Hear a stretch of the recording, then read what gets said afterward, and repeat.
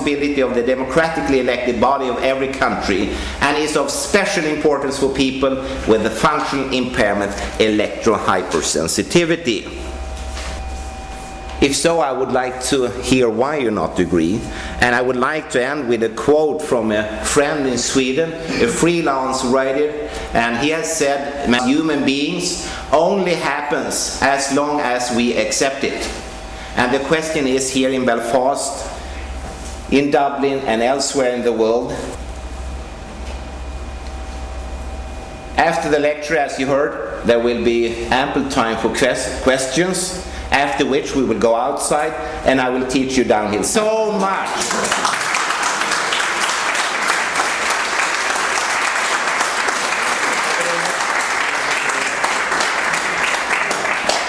Can we thank the Professor very much for those words and for those thought-provoking ideas as well. Every one of us has asked ourselves a question now, do we believe it? Is there any questions anyone has from the audience? No. I'm sure in the middle of all these learned people there's probably someone. I don't know how learned a question it is. Roland, Professor. Stay. Oh, sorry. Yeah. When I've shared about When I've shared about this course and saying, oh well, you can't avoid the exposure; it's out there anyway.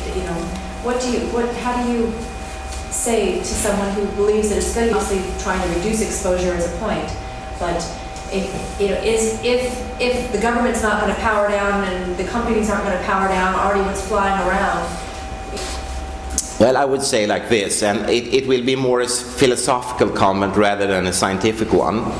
If you cannot get your government or parliament to act, re-elect another body that will move along those lines. But that's easily said, and in practice maybe not. And also you have, of course, the huge industry and have kids themselves. And you have to remember one of the most prestigious scientific prizes I have ever received was actually from Nokia Consumer Electronics. And when they gave me this prize, they said, we do understand that your scientific work can endanger our production lines, but we just have to know we cannot produce and sell things that could make people ill, actually, But that's for Nokia in Finland. They are sort of famous for that consumer-orientated point of view. And fight as Walter, maybe go to court, write debate articles, write to your local political representatives,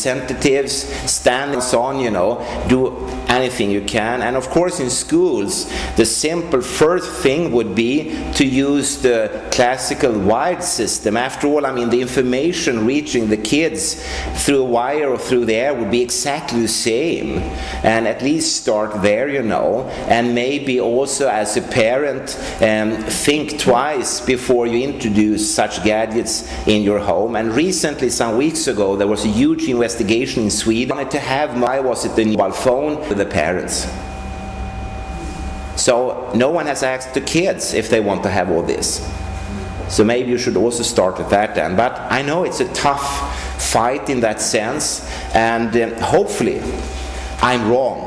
I said you shouldn't trust me, you have to make up your own mind, and personally I hope I'm wrong. I'm sort of a mental fire brigade soldier, and like the ordinary fire brigade soldiers, they don't cry if they get to a false alarm and realize that no one is at danger. They would be happy, they would go home, they wouldn't endanger their own lives putting out a fire, for instance. And therefore I say the same, I would be so happy, but that would mean that thousands and thousands of peer-review-based scientific articles all must be wrong, and that has never happened in science. That would be the first time. And it's extremely hard to believe that, because the chance that even 10 on average, any 10